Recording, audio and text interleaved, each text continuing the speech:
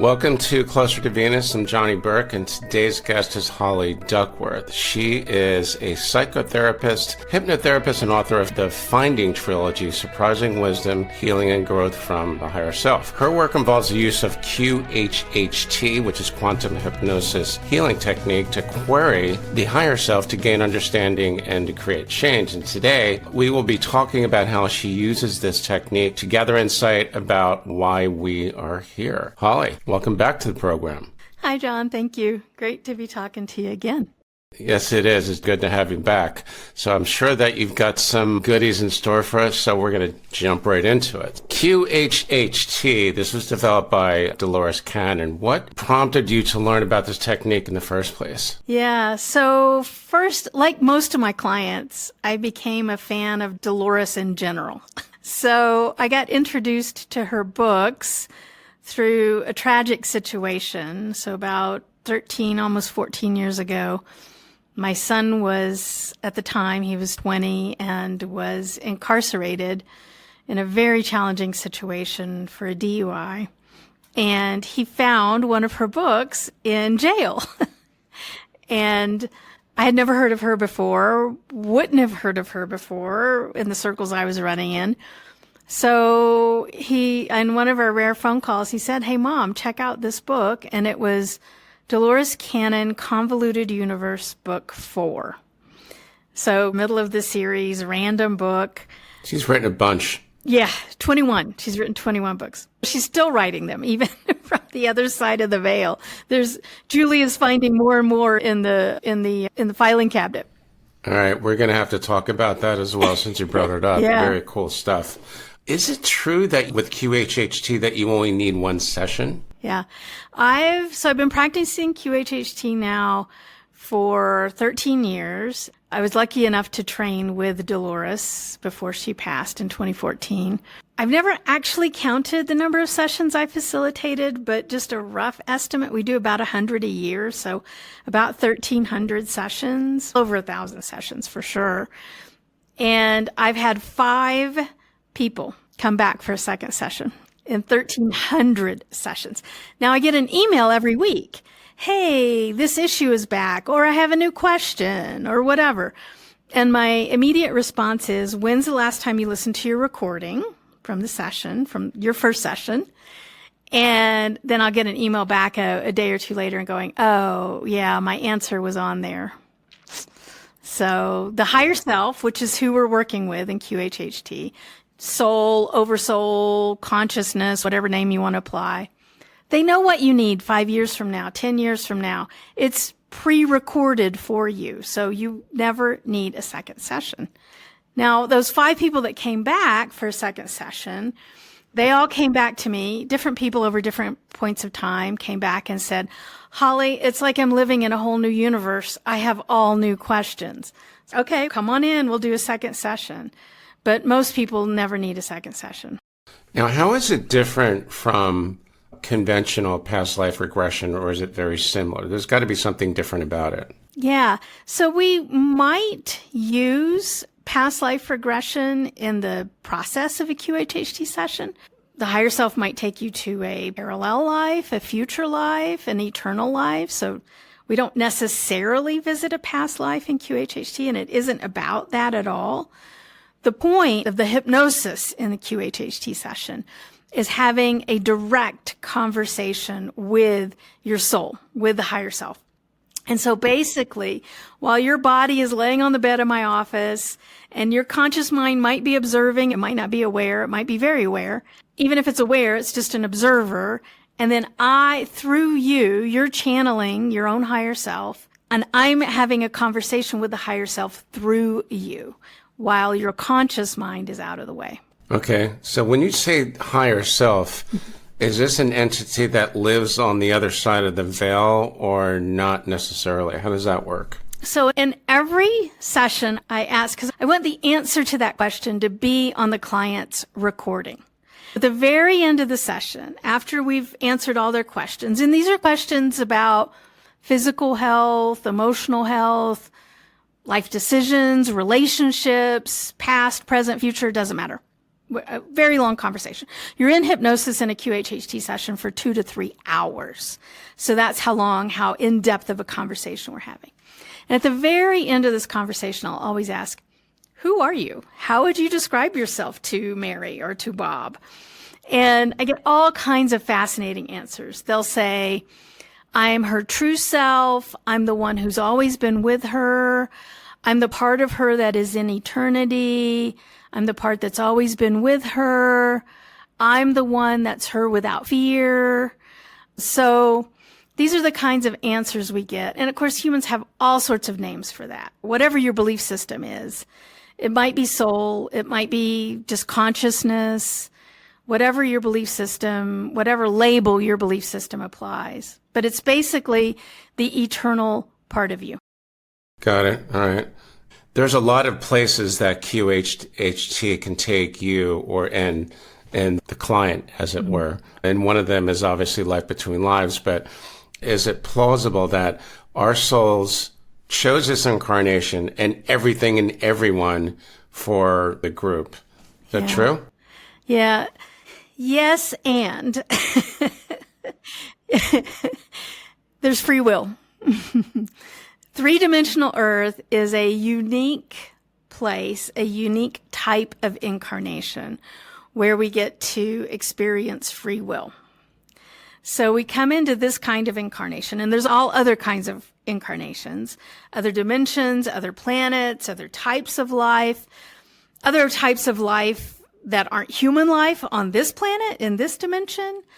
To choose to incarnate as a human on three-dimensional Earth at this point in time in Earth's history, then you have chosen the experience of free will. And so, yes, we choose our parents, we choose our siblings, we choose our life circumstances. Am I going to be affluent? Am I going to experience poverty?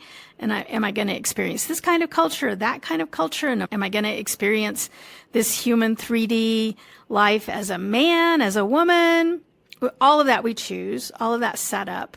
And then we show up and we get to roll the dice with free will. And that can take the plan way off kilter. What happens then when free will comes into play and does exactly that? Just shoots the plan to hell. So sometimes we get sick. Sometimes we get illness. And so most people come to QHHT. It's Quantum Healing Hypnosis Technique. Dolores intended it to be mostly about healing. Most people come to a QHHT session with some sort of physical healing. Cancer, autoimmune diseases, diabetes, fibromyalgia, missing teeth, broken bones, whatever. And so some sort of physical healing. And 99.99% of the time, that situation is actually a message from the higher self as a course correction, a sickness, an illness. What a great way to get your attention. They'll try to get your attention in lots of other ways. And then if you don't pay attention, if you don't course correct, then it gets elevated into a physical illness as a message to course correct. So if it's to course correct, what if it's a terminal illness? Or is that more of a destiny piece? In some cases, it can be. In some cases, we can have a terminal illness because that is the exit plan. But most people, when we start working with a physical illness, so let's say cancer, that's a very common terminal illness, right? And I had a client not too long ago, about a month ago, younger-ish woman in her 30s, young children, and had been diagnosed with stage 4 breast cancer. The most important question when we're working with physical healing with a higher self is why? Why is Bethany experiencing this stage 4 breast cancer? And only after we find the purpose, then do we then ask, is healing appropriate? Sometimes the answer is yes. Now that she knows the message, healing is appropriate and it can be instantaneous, including stage 4 breast cancer. Okay. Sometimes the answer is no, she really needs to do X, Y, and Z, and then the breast cancer will remediate. And these are about 30% of the time. They're pretty evenly split.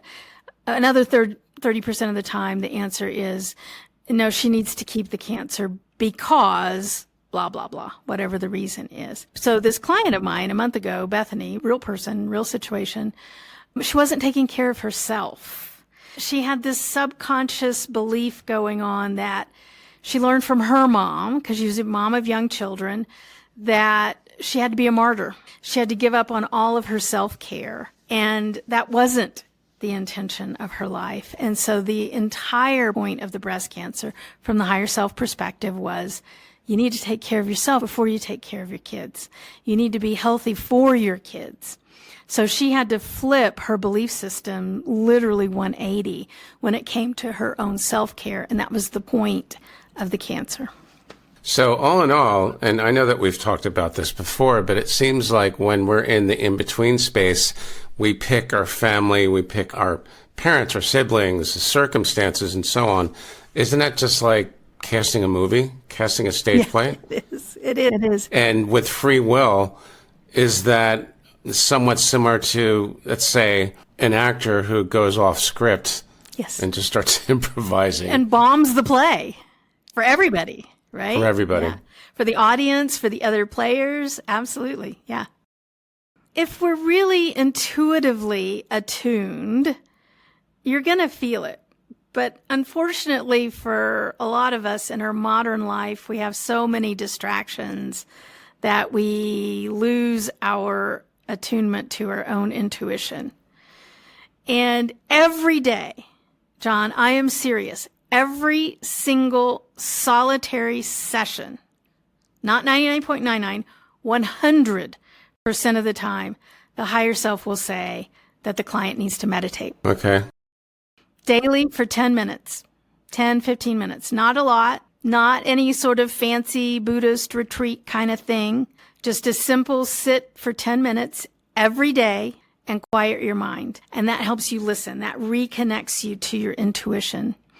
And then you don't need to get sick because you're going to feel, okay, this is off. This is not good. This is not where I'm supposed to be. And you're going to make the changes you need to make in your life. So when you say meditate, they don't really give any specifics because I'll ask. I'm like, does it matter how she meditates? And they said, no, as long as she's quieting her mind, as long as she's not thinking. Okay. That's a big ask for a lot of us.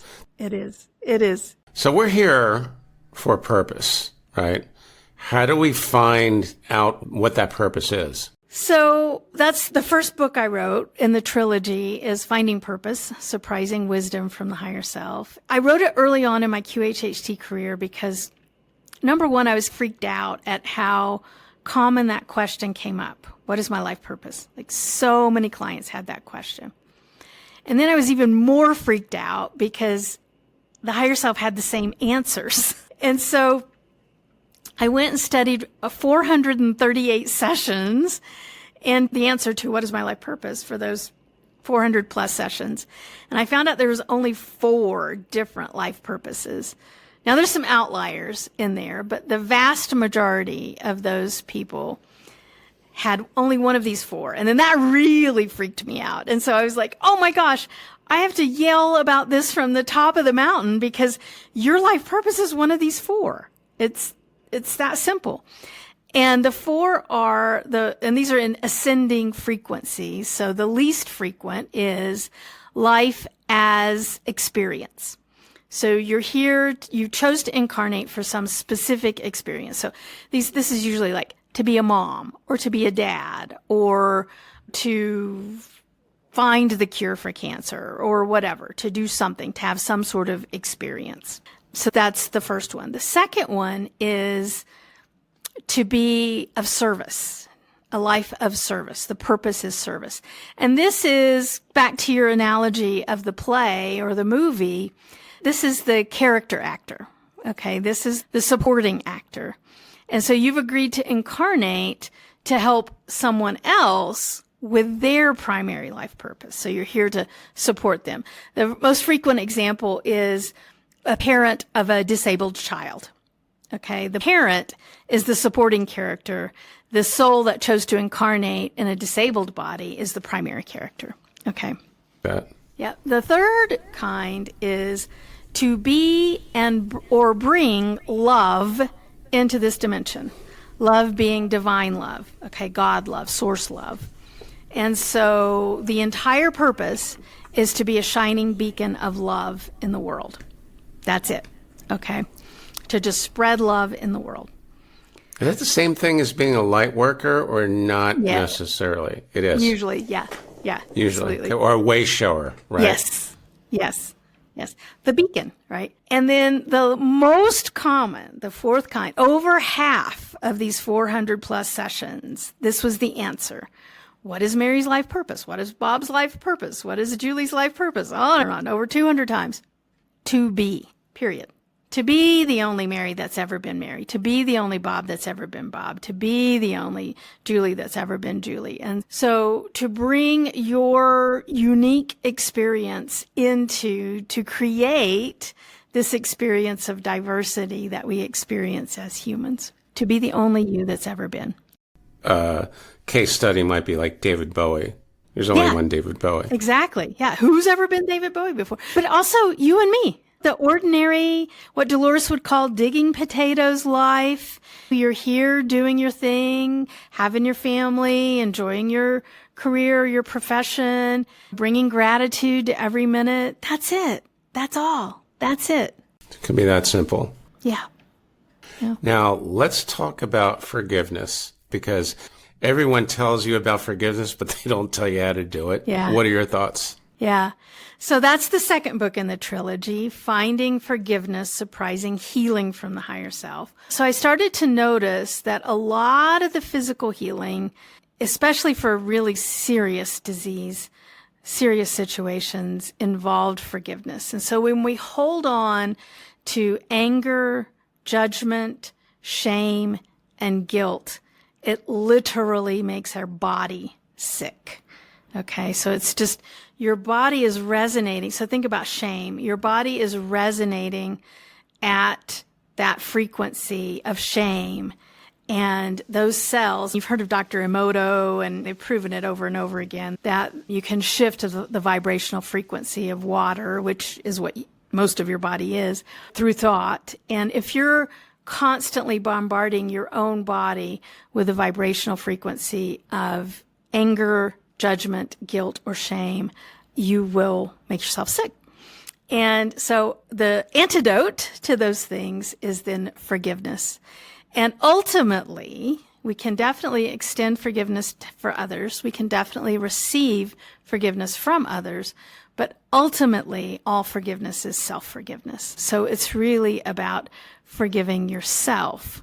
And everybody tells you how to forgive. It tells you to forgive, and nobody tells you how to forgive. And so that book is actually a 4-step process on forgiveness that the higher self gifted me with. This is how you forgive. Is it as simple as saying, I forgive you? No, it's a little more complicated than that. It's a little bit more complicated. Yeah. Do we have time to go over that now or not really? Or is that a part 2? Yeah.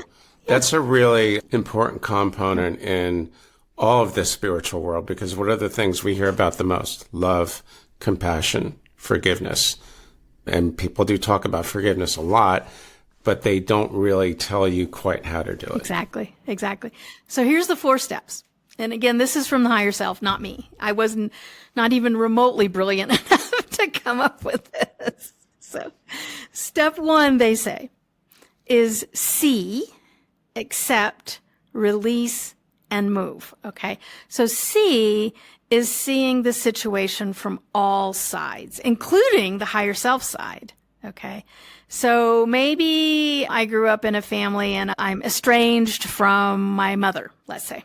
This is about you forgiving yourself for having chosen that mother in this incarnation, for your part to play in the estrangement, for even forgiving yourself for the hurt and anger that you're punishing yourself with.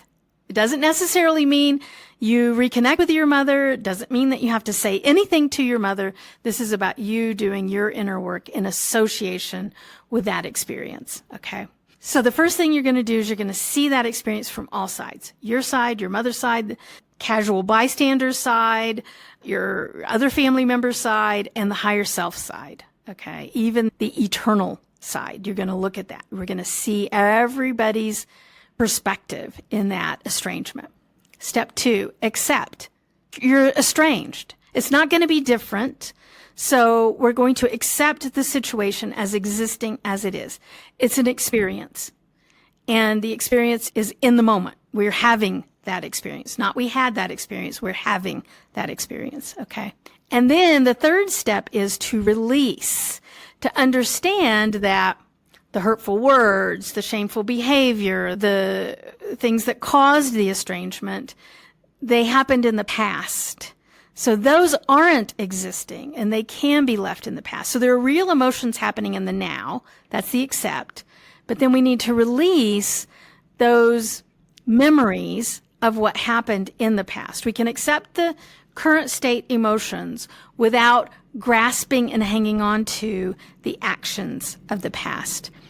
Scientists know that our memory is actually our imagination of what happened. Okay, memory and imagination are the same thing. And so we can release that imagination. We can release that as imagination of what happened in the past, even though the current emotions are real. Okay. And then the last step, I honestly thought we were done after those three. I'm like, okay, that's good. Awesome. We've energetically released those imaginative memories. We've accepted all of the emotions that we're feeling in the moment, and we've seen everything from every perspective. Actually, the last step is surprising and important, and that is move. Okay, move forward. Now that you've done all of this work, what next? What are you going to choose? Maybe you choose to continue to be estranged with your mother, and that's appropriate because of behaviors. Her behavior's not changing, and you should absolutely protect yourself. Maybe you need to find a surrogate mother. Maybe you need to find a really good older woman to be a mentor for you in your life. Now that you've done all of that inner work, how are you going to move forward? And so you have choices and decisions and actions to make to move forward. It seems like the release part is a critical component. Is that energy healing? Do you do that in your session? I'm going to call it symbiotic. Okay, so it is somewhat energetic. And you can hand that over to the higher self to do the energetic work. And you don't need a session. You don't need another person in the room. You can just ask, take this from me. Do this transmutation for me. Release this energy for me. Okay. You can ask Spirit to do that for you. Absolutely. But there is some of it that is very cognitive in terms of understanding that you do need to understand that okay, let's going back to that example of estranged with your mother. Maybe she said some hurtful words or some hateful words. She's not saying those words right now. That happened in the past. Leave the past in the past. Okay. So it's symbiotic. There's some human work that needs to be done in terms of that ain't happening right now. And you have other choices in terms of what's going on right now that you can then release that memory to the past because it's just your imagination of what happened. And then there's spiritual work that can happen in terms of, guys, help me release this energetically. And that is in the second book. Okay, got it. All right. So cool. All right. I'm really anxious to know what are some of the highlights from the conversations with the higher self. I'm sure there's plenty that stick out. Yeah. I'll just bring up the third book in the trilogy, right? And this one was a surprise for me. These books come to me from them, from the higher self. And we say, just to clarify, we say them because they refer to themselves as we. It's like a group consciousness, or it's like a collective. A collective of, and this does come up a lot, light beings or beings of light. Eternal. I just say eternal beings. Yeah. They're not incarnate. Yeah. They're pretty much the same thing though. Yeah. Okay. Yeah, they don't have form. They don't have form. Yes. All right. Yes. So the third book is Finding Gratitude, Surprising Growth from the Higher Self. Okay. And so this was some really interesting spiritual information I hadn't really heard before. It's about how your state of being as incarnate affects your soul growth. The only reason that your soul decided to have an incarnation was to learn something, to have some sort of experience, right? There's no forced incarnation. You didn't have to come here and be a human or anything for that matter. But you came here because you wanted to have some sort of experience to learn something. What I didn't understand was how we go about our learning. In other words, our state of being during the incarnation can amplify and accelerate the soul growth. Okay. Now, Dolores wrote about how to learn a single lesson, some of the complex lessons, it might take 3, 4, 5, 12 lives to really work out that the soul growth associated with that particular lesson. You can cut that down. You can make that easier on yourself if you show up for every moment in form in a state of gratitude. And gratitude isn't the list that you write at the end of the night in your gratitude journal. It isn't blessing your food before you eat it.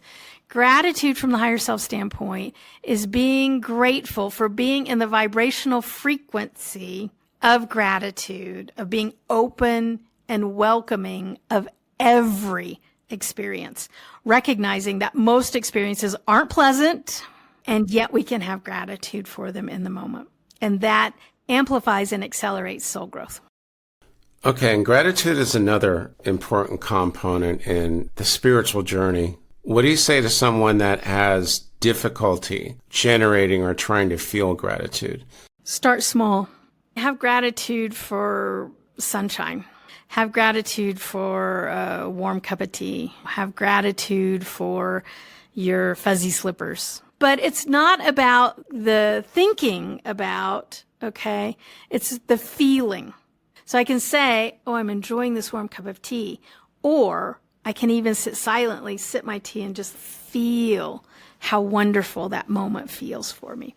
Even if it's literally just a moment. And then it's going to suck the next moment after that. Okay, great. Good to know that. And also, you believe that there's generational differences in spiritual encounters. Can you give us some examples of that? Dolores wrote about this in terms of the 3 waves of volunteers in the New Earth. Highly recommend that book. Humanity is going through a huge ascension right now. That's the point of the New Earth. That is what the New Earth is. It's just about the Earth herself going through a spiritual evolution. And so therefore, all of us on top of her are going through an evolution. And if we look at the different generations, they had different reasons for being associated with that ascension.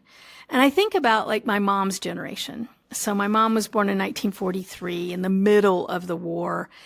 And what kind of frequency she was imbued in, right? So the war itself is what the baby came in with, and all of that stress and fear, very legitimate. And then growing up through the Cold War and all of that, and the hatred and the spying and the mutually determined destruction that was anybody could push a button at any moment and destroy the entire earth with nuclear weapons.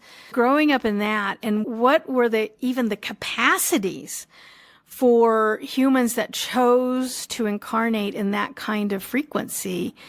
What could they do spiritually in terms of a spiritual awakening, a spiritual awareness? And then I fast forward to my granddaughter who was born in 2023, and she's already showing signs of telepathy and spiritual awareness, clairvoyance. I don't know if you've listened to the telepathy tapes. There's all kinds of kids now that are having telepathic experiences. And so think about the difference between those generations, between the babies now and the babies born in the middle of the war. Yeah, they had a different task, it would seem. As far as the highlights of the conversations with the higher self, which ones really stick out for you? I think all of them that are associated with the physical healing. There's so much going on right now, like in the last year, 18 months, of just horrific information coming out about our Western medical system and how awful some of the research is, how it's been falsified, it isn't real, how even some of the medications have been stated that they're effective when they aren't, all sorts of things. And a lot of people are really waking up to, now you can ask AI to diagnose your physical situation for you, and it's usually better than your doctor, right? And so a lot of people are really turning away from Western medicine with distrust. Honestly, I think that's good because you had the power to heal yourself in the first place. It was already there. As QHHT practitioners, we are not healers. We do not do the healing in a QHHT session. The higher self does the healing in the QHHT session. We just facilitate the conversation with the higher self. And just to see some of the physical healing that I get to see all day, every day. And as guys, get off the meds, because you could be doing this so much more simply. Do you ever see in the future, it's going to be almost like a 50-50 choice, go to a typical Western doctor, or do I want to learn how to heal myself? I hope so. I know that was Dolores's wish, and it's my wish too. I hope so. One of my favorite sessions to talk about was a gentleman who had a recurrence of bladder cancer that was instantaneously cured in his QHHT session. And when he first got the bladder cancer, he did all of the chemo, all of the Western medicine stuff, and it abated it for a little while, and then it came raging back because he didn't understand why he was having that experience in the first place. What was the larger purpose? What was the message of having that experience of the bladder cancer? Chemo can't tell you that. QHHT can. I just wish more people would adopt this type of technique or something like it. What's really holding us back? Is it just people think it's just like a bunch of woo-woo nonsense? Yeah. What do you suppose it is? Yeah, and frankly, the brainwashing, right? The brainwashing that tells people that they got to take a pill, right? And honestly, John, some of these answers aren't easy. I had a client just the other day, and she was going through some very touchy legal issues that had perpetuated for like 10 or 15 years. And the higher self told her the point of all of that experience was to learn humility, and she had not yet learned humility. And until she literally got on her knees and begged for mercy and learned genuine humility, the legal issues would continue. And so some of these answers, they aren't easy. It takes a lot of guts. It takes a lot of oomph to say, oh, I need to learn humility, or I need to learn forgiveness, or I need to learn patience, or I need to learn something that's the hardest thing for me to learn, because if it was easy, it wouldn't be a lesson. And so even though the process is a lot easier than chemo or immune suppressants or whatever the meds they're handing out are, it's not necessarily easy. Doesn't sound like it at all, but it is a good alternative, especially when other traditional methods aren't working. Great stuff. Anything else we should know, at least for tonight? So QHHTofficial.com. There are over 4,000 practitioners in the world. There's one near you because we're all over the world. So you don't have to come to me for a QHHT session. There's level 1s, level 2s, and level 3s. Okay. Level 1s are in training, but I was a level 1 at one point in time. There's some great level 1s out there. Level 2s are fully trained, and level 3s are certified to be practicing exactly as Dolores herself practiced. So the point of a level 3, which is what I am, and there's 40, 50 of us all over the world, we have been independently chosen or independently certified to be practicing exactly as Dolores did, meaning it's as if you were in the room with Dolores for your QHHT session. So go find a practitioner, have a session. And then my YouTube channel is at Holly Duckworth, PhD, and I've shared lots of session segments there and all sorts of other information as well. And then you can find the books, the Finding Trilogy, at Amazon, Kindle, and Audible. Holly, amazing stuff. I think there are going to be some people that are going to be exploring QHHT. In the meantime, how can our listeners find you online? So awarecaredurango.com, and all my services are listed. Okay, good. We'll put that link in the show notes as well. You've been listening to Closer to Venus. I'm Johnny Burke. If you enjoyed today's episode, please consider subscribing. In the meantime, you can find more info at closertovenus.com. Thanks for tuning in, and we'll see you next time.